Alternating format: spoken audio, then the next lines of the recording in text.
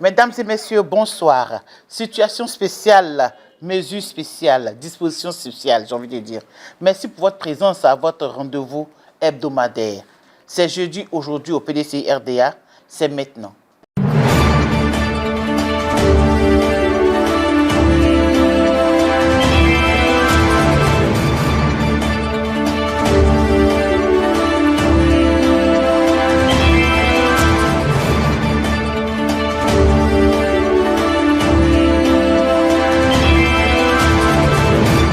Toujours avec le porte-parole et le secrétaire exécutif en chef adjoint du PDC RDA, l'honorable Redoumi Soumaïla, depuis Paris. Bonsoir, honorable. Bonsoir, madame. Comment vous portez-vous? Je me porte bien. Merci. Dieu merci. Avant de commencer, permettez que nous ayons une pensée assez spéciale pour tous ceux qui sont incarcérés au nom de la marche du Front commun et surtout pour toutes ces victimes qui sont tombées au front. Un mot de votre part, honorable? Je pense que, vous voyez, on a toujours déploré la violence qui est la conséquence de l'injustice. Malheureusement, encore en Côte d'Ivoire, depuis que le RDR est dans l'arène politique, tout ce qui est confrontation, compétition, pour lesquelles le RDF prend part, c'est la violence, c'est des morts. Le RDR dans l'opposition, ce sont des morts. Le RDR au pouvoir, ce sont des morts. Voyez-vous, donc, malheureusement, nous avons voulu faire, dans le cadre de la marche du Front commun, des marches pacifiques que nous avons effectuées à Yopougon. On a fait des meetings et tout s'est bien passé. Ils ont voulu bloquer, donc, empêcher, violer donc les droits des citoyens.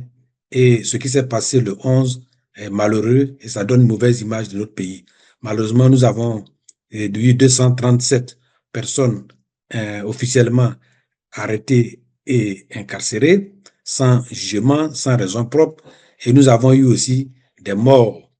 Un mort à Gagnoa par un jeune élève qui allait percuter un camion, un bébé qui est mort malheureusement, et celui qui a été le plus atroce, toute mort est mauvaise, mais une mort très atroce, c'est celle du jeune de Bonois. Donc le président du parti a fait une déclaration pour d'abord soutenir tous ceux qui ont été arrêtés, apporter sa compassion à leur souffrance et surtout regretter et présenter ses condoléances pour ceux qui ont perdu la vie. Donc le président du parti présente donc ses condoléances aux familles éplorées et déplore toujours cette aristocratie, cette comment on appelle, dictature qui fait que le pays va sombre de plus en plus dans la violence et dans la dictature, et cela n'est pas une bonne image de notre pays. Merci, honorable. Nous continuons et pour préciser à nos téléspectateurs qu'aujourd'hui, nous avons 3 points. Nous allons décrypter, comme vous l'avez déjà commencé, le message de compassion du président Cheikh Tidiane Thiam. Nous allons parler aussi de la plainte du président Cheikh Tidiane Thiam contre 2 ministres du RHDP et nous allons parler de l'Amnesty International, de son rapport. Sans autre forme de transition, nous avons une importante annonce pour ce jeudi. Nous dirons qu'en plus de notre émission ce jeudi, nous avons le lancement officiel de notre quotidienne du PDCI. La quotidienne du PDC RDA qui aura pour objectif d'informer les militants, les militantes, les sympathisants, la presse internationale et nationale, les cybermilitants, l'opinion nationale et internationale. Et les sujets pour le lancement de cette quotidienne, ce sera l'interdiction des marches, l'arrestation et des intimidations, les actions contre la population, la mort des manifestations, le blocus des résidences de nos leaders de l'opposition. Je veux parler du président Laurent Gbagbo, du président Afi et du coordonnateur Akossi Benjo. Nous parlerons aussi au cours de cette quotidienne-là des propos injurieux du RHDP lors de la campagne. Nous parlerons encore de la plainte du président du PDC-RDA à Londres. Nous parlerons surtout du retrait des cartes d'électeurs et nous terminerons par la visite sur la tombe des ancêtres du président Cheikh Tidiane Thiam. Et nous finirons par les instructions aux militants. Et ça, ce sera en ligne avec les organes de la presse écrite, en ligne les cybermilitants, la presse papier et les blogueurs. ce sera un format vidéoconférence via Zoom avec une diffusion qui sera faite sur PDCI TV. Ça, c'était une annonce pour lancer l'émission. Nous aurons des créas pour lancer ça, permettre à tous les militants, tous les sympathisants de pouvoir suivre cette émission qui sera perpétuelle. Chaque fois qu'on aura des informations, vous serez en ligne pour nous donner plus d'informations. La presse nationale et internationale est donc avertie. Merci madame pour cette information. Je crois qu'il faut situer dans le cadre du fait que nous sommes dans une phase très intense d'actualité et nos émissions classiques, autrement politiques, et ces jeudis se font un intervalle qui ne permet pas de couvrir l'actualité en temps réel. Donc, sur l'instruction du président du parti, nous avons donc concocté ce programme qui va donc commencer dès demain et qui va parler d'un certain nombre d'actualités et des points de vue officiels du parti seront donnés sur les phases des élections. Le PDCI-RD est un parti qui ne boycotte pas les élections de lui-même, mais s'efforce aussi de faire en sorte que les élections se fassent dans les conditions appropriées. Et aujourd'hui, les militants se posent la question, faut-il aller retirer les cartes d'électeurs ou non? Demain, la position officielle du PDCI-RDA sera connue sur cela et autant que faire se peut, elle pourra se faire en liaison avec notre partenaire classique qui est le PPACI sur ce point. Maintenant, en ce qui concerne les autres élections à venir, finissons d'abord celle qui vient et puis on verra pour les élections à venir. Mais par principe, le PDCI-RDA est un parti qui veut la transparence dans les élections et l'inclusivité et nous ferons en sorte que les militants aient leur mot à dire qu'à chaque fois qu'il y a les élections qui se font. Merci, honorable. Merci, honorable. Revenons, c'est jeudi. Aujourd'hui, c'est jeudi. Et décryptons le message du président Cheikh Tidiane Thiam, son message de compassion à la nation. En tant que porte-parole, que pouvez-vous dire de ce message fort du président Cheikh Tidiane Thiam? Le président a dit quelque chose qui est passé, peut-être pas bien connu, il a dit, la situation lui fait sourire, bien qu'elle soit très triste. Voyez-vous, quand des mythomanes, des gens qui ont pour objet, pour moyen la violence, créent des conditions où ça aboutit à des morts, ces gens ne sont pas sensibles. Et ils se font les victimes, quelquefois même, pour dire que bon voilà, nous on est là, on veut faire la transparence, au point même que on a annoncé à Daloa que le PDCI et le PPACI n'ont pas voulu participer aux élections alors qu'on les a exclus. La paix et la liberté, ce sont des valeurs qui sont inscrites dans notre droit fondamental, notre code fondamental qui est la Constitution. Donc, le PDCI-RDA et son allié, le PPACI, dans le cadre du Front commun et des partis alliés, a voulu seulement manifester par rapport à ce droit constitutionnel de s'exprimer sur ce qui n'est pas bon pour eux, sur l'injustice, sur l'exclusion. Aujourd'hui, toute la presse internationale adopte le sens que le PDCI-RDA, son président, et le président du PPACI ont été exclus. Le mot exclu, il n'était pas utilisé il y a un moment donné. Mais avec ce qu'on est en train de faire, que le président est en train de faire à l'international, ils sont convaincus maintenant que c'est de l'exclusion. Et l'exclusion n'est pas quelque chose qui est acceptable. Donc le président a dit à tous que nous luttons même de loin. Tout ce qui est aujourd'hui en train de se faire à travers les déclarations d'Amnesty International, etc., ce sont les résultats des démarches du travail que le président est en train de faire depuis l'extérieur. Donc le président adresse sa compassion à tout le monde, à tous ceux qui souffrent, et le président apporte son soutien à nos leaders qui ont été plus ou moins mis en quarantaine. Le président Finguessan, le vice-président Akosi Bengio et le président Gbagbo lui-même pour avoir convoqué une réunion. Les gens ont mis des cargos partout. Dans l'optique, à travers la communication, capter ce qu'il était en train de dire à l'intérieur et au cas où cela allait dans un sens qui ne convenait pas, s'ils avaient ces informations, ils allaient donc faire pression et faire des arrestations. Nous remercions, le président aussi remercie les militants qui sont mobilisés, malgré les contraintes, malgré les blocages, malgré les barrages, qui ont bravé des lacrys. Maintenant, voyez-vous, on prend des gens, on met dans un cargo et puis on leur bombarde avec des lacrymogènes. Ça, c'est un crime. Les lacrymogènes, c'est pour arrêter des gens, mais vous les mettez dans un cargo et puis en même temps, vous les bombardez avec la lacrymogène. Vous voulez les étouffer. Mais ce que le président m'a dit de dire aux uns et aux autres, c'est qu'aujourd'hui, nous avons réussi, à travers cette démarche, à ce que les yeux et les oreilles du monde soient sur la Côte d'Ivoire.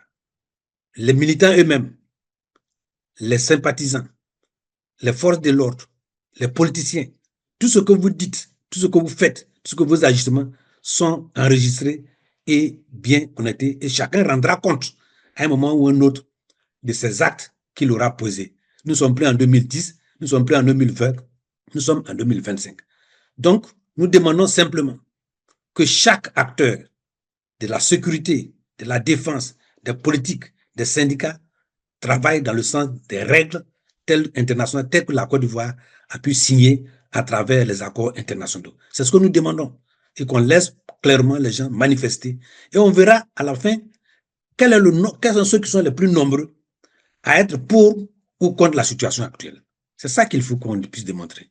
Donc le président réitère encore son soutien à tous les militants, PPACI, PDCI et les partis alliés, dans le cadre du Front commun et dans le cadre des activités, pour amener les autorités à s'asseoir à la table de négociation pour qu'on aille à des élections inclusives et apaisées, pour que la Côte d'Ivoire puisse au moins une fois donner l'exemple d'un pays qui sait faire des élections sans heurts, sans violence et sans mort. Nous l'espérons de tout cœur. Honorable, nous allons continuer avec nos points à l'ordre du jour et passer sur le deuxième point qui nous parle de la plainte du président Cheikh Tidiane Thiam contre 2 ministres du RHGP. Monsieur l'honorable, est-ce que ce n'est pas un ras-le-bol du président? Je vais faire un regard en arrière sur une des interventions où le président a traité certains des idiots imbéciles et les gens ont interprété ça différemment. Voyez-vous, nos cyberactivistes, dès qu'ils disent un mot déplacé, on les taxe, on les chasse, on les met en exil, on les arrête. Comment se fait-il que des citoyens, des autorités qui se déplacent aux frais par le contribuable vont insulter les autres leaders sans que rien ne se fasse, sans que le procureur ne dise rien? Et cette fois-ci, ils sont allés jusqu'à l'extérieur, à Londres, où le président a une forte réputation d'un homme intègre, d'un homme qui a fait une bonne carrière. Et ils ont choisi là-bas pour aller essayer de salir la réputation du président. Et le président n'a pas accepté. Ils ont traité le président d'avoir triché pour avoir ses pièces administratives. Ils ont trouvé le président d'avoir été l'auteur de CNT, ce qui n'est pas le cas. Le président du parti donc a estimé que cette fois-ci, il va falloir, si en Côte d'Ivoire, on n'a pas la possibilité d'avoir une justice qui puisse trancher, au niveau de Londres, la justice là-bas, elle est équidistante de tout le monde. Et le président a traduit ces gens donc en justice. Il leur a donné une porte de sortie, de présenter des excuses. Maintenant, s'ils ne présentent pas des excuses, alors la plainte va poursuivre jusqu'aux étapes supérieures. Et donc, on attend. Et ils ont été personnellement notifiés. M. Mamadou Touré et M. Amadou Koulibaly, porte-parole du gouvernement du PDCI et du gouvernement de Côte d'Ivoire, pour qu'ils se répondent des accusations et de cet acte qui tend à noircir la réputation du président. Et comme on le dit, le président, cette fois-ci, trop c'est trop. Oui, trop c'est trop. Honorable, est-ce que cette plainte ne laisse pas entrevoir un autre message? Trop c'est trop, un autre message pour tous ceux qui ont envie un jour d'insulter. Le président dit que faisons la politique autrement. Est-ce que ce n'est pas un autre message qu'il laisse passer? Le président du parti est clair dans sa position. Il est venu dire faisons la politique autrement. Reconnaissons à nos adversaires leurs valeurs, ce qu'ils ont pu faire. Et le président, quelquefois, a dit qu'il y a des choses qui ont été bien faites. Mais reconnaissons aussi à l'opposition ses propositions pour mieux faire. Et mettons ces deux face aux électeurs. Et c'est aux électeurs de faire le choix de qui doit poursuivre ou bien qui doit venir. Maintenant, ils ont transféré ça en attaque personnelle sur des plateaux de télévision. Des gens même sont allés, mais écoutez, ils vont gagner, même si Kiam va réveiller son grand-père. Son grand-père qu'on a dit il va réveiller pour la page, ils sont allés le voir quand même là-bas, sur sa tombe. On rentre jusqu'à même dans la vie personnelle des gens. On les insulte, c'est des menteurs, etc. Et les responsables qui sont chargés d'intimider ou bien rappeler à l'ordre. Rappeler à l'ordre, ne font pas. Mais quand c'est l'opposition, un mot déplacé, même quand il est bon, on le transforme et puis on vous arrête. Alors, le président a dit, il va falloir qu'eux aussi, ils sachent que nous aussi, on sait se plaindre. Ce nouveau village, on dit, quand vous êtes dans une danse, que vous dansez avec un aveugle, de temps en temps, il faut piétiner son pied pour qu'il sache que vous êtes là, vous êtes en train de danser. Donc, c'est ce que le président est en train de faire et ça va se poursuivre. Désormais, tous ceux qui vont commencer à dévier, à attaquer, le président aussi va réagir le PDCI va réagir, le PPACI va réagir, comme eux le font, puisqu'ils ont la justice avec eux, ils ont les forces de l'ordre avec eux, mais il y a la force internationale et la justice internationale qui met désormais à les yeux et les oreilles sur la Côte d'Ivoire. Passons au troisième point, parlons de brutalité et de violence. Il y a eu un rapport de l'Amnesty International. Est-ce que le porte-parole peut nous dire plus? L'Amnesty International qui, du coup, nous a contacté, le PDCI, RDA, le PPACI, qui a une délégation en Côte d'Ivoire, suit de très près de ce qui se passait. Il y a trois phases dans l'affaire. La première phase, c'est le contexte. Nous sommes dans un contexte de contestation de tout ce qui est procédure et processus électoral. Et cela a commencé depuis longtemps. Donc, les partis d'opposition disent que ce processus est biaisé, il n'est pas inclusif. Et il y a des droits des leaders de l'opposition. Et malheureusement, le parti au pouvoir fait le pressing. Et il a fait le pressing. Et nous, on a dit, le seul moyen qui reste, c'est les démarches, la marche pacifique. C'est un droit. Donc, Amnesty International dit, il faut que ce droit soit autorisé et que les forces de l'ordre l'encadrent. La deuxième chose, c'est les mesures disproportionnées, des forces disproportionnées que le pouvoir a utilisées à travers les forces régaliennes pour mater, pour matraquer, pour museler et pour brutaliser la population. Malheureusement, il y a eu des morts, il y a des blessés. Dans ce contexte, il y a aussi des arrestations qui ont été faites sans qu'on ne sache exactement quelles sont les raisons, les causes qu'on leur accuse, et que les parents, ils n'ont pas accès aux parents, les parents n'ont pas accès à leurs frères ou frères qui sont arrêtés, il n'y a pas des avocats. Donc cela viole les droits et les libertés. Autre chose, c'est les morts. Les morts doivent faire tôt ou tard l'objet d'enquêtes. Et ça, il faut que les gens sachent. Tout le monde sera face à ces enquêtes-là. Et voyez-vous, le RDA vient de dire qu'ils vont régler le compte des gens de l'opposition. Tout simplement parce qu'on veut manifester. Dans un pays où un parti au pouvoir, on est tous des Ivoiriens, tout simplement parce qu'on ne partage pas le même point de vue, alors on veut régler ton compte. Quand on a avec soi la justice, les forces de l'ordre et tous, et qu'on veut régler le compte des hommes, régler c'est quoi? C'est soit les museler complètement, soit même faire perdre la vie. Donc ça, c'est une déclaration de guerre même contre la population. Voyez-vous, ce n'est pas des élections, c'est du matraquage. Et donc c'est ça qui fait que le Amnesty International a tiré la sonnette d'alarme, a fait son rapport. Mais je suis certain que ceux-là ne sont même pas sensibles aux problèmes des droits. Mais nous continuons la vie.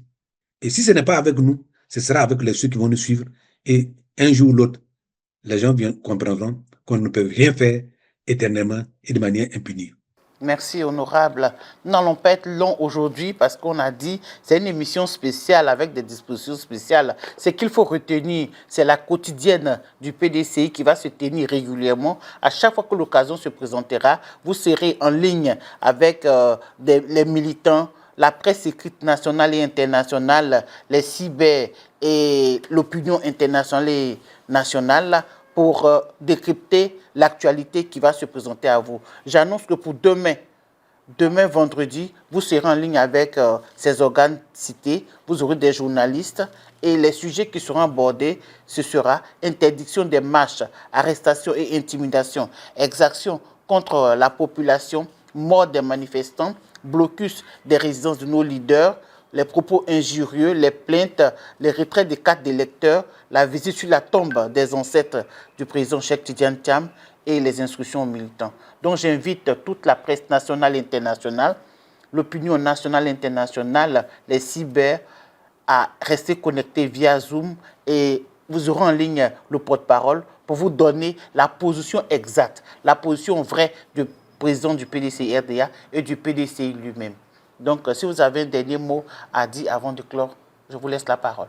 Avant de clore, je voulais rappeler, parce que nous avons vu dans les médias, certains qui ont arboré certains vieux pagnes du PDCI-RDA pour dire que eux et le PDCI soutenaient un candidat, par exemple, Bion. Je rappelle à tous que le PDCI-RDA ne soutient pas M. Bion. D'ailleurs, M. Bion n'a jamais sollicité le soutien du PDCI-RDA parce qu'il sait qu'il ne peut pas venir demander le soutien du PDCI-RDA. Il s'est engagé en tant que candidat indépendant et qu'il assume. Tous ceux qui sont en train de dire cela, c'est des gens qui ne disent pas la vérité. nous sommes en train de lutter et je demande à tous de croire à notre lutte. Jamais la lutte du Front commun n'a été aussi proche de l'objectif. Même si les gens font semblant que rien ne s'est fait, que nous sommes une minorité, il fallait laisser cette minorité-là avoir ses candidats et puis le peuple allait trancher. Si on les a empêchés, c'est parce que cette minorité compte. Et donc, nous pensons qu'il ne faut pas se tromper de combat. Ils vont voir des gens qui font des réunions, qui prennent des décisions, qui se gargarisent. La légitimité ne se décrète pas. Nous sommes au PDCI, on se connaît. Quand on n'a jamais été élu président du comité de base, secrétaire de session, qu'on t'a nommé délégué, tu n'as jamais été élu à une élection locale, tu ne peux pas venir parler des gens qui ont été élus par tous les militants, par toutes les instances, à pratiquement 99%. Donc moi, je pense que ça, il faut que les militants ne se laissent pas distraire et que nous avançons. Nous n'avons pas de candidat. Notre candidat, c'est Tidiane Thiam. Et nous sommes en train de lutter. Nous croyons, où nous sommes arrivés, que les choses vont bouger. Et j'ai toujours dit, quand vous tirez à la corde, on fait ça au village, avec un groupe, et que votre paume est en train de chauffer, c'est que l'autre paume chauffe. Oui, ils sont là, leur paume chauffe. Et très bientôt, on verra qui va avoir le côté de la corde. Donc, ils n'ont qu'à rester confiants. Et le président Thiam, de l'extérieur, fait beaucoup. Et Dieu a fait qu'il est à l'extérieur. Ils ont voulu le mesurer à l'extérieur, mais c'est de l'extérieur qui devient le plus tranché. Et donc, une base en Côte d'Ivoire est aussi là-bas. Demain, nous allons donner les détails de ce qui fait comme stratégie, mais je pense que tous ceux qui sont en train d'être matraqués, les attaques des domiciles, on pousse les gens à sortir, c'est parce que les gens ont peur. La peur n'est pas de notre camp, elle est de leur camp aussi. Donc, à demain, pour l'émission, le démarrage de l'émission, la quotidienne du PDCI RDA. Et je pense que restons confiants, faisons confiance au président Thiam, rien n'est perdu, tout est à gagner. Et que Dieu bénisse le Front commun, le PDCI RDA, le PPACI et les autres partis alliés, parce que quand nous aurons la victoire, elle appartiendra à tous. Comme l'a dit le porte-parole, croyons en notre lutte, la minorité risque de l'emporter.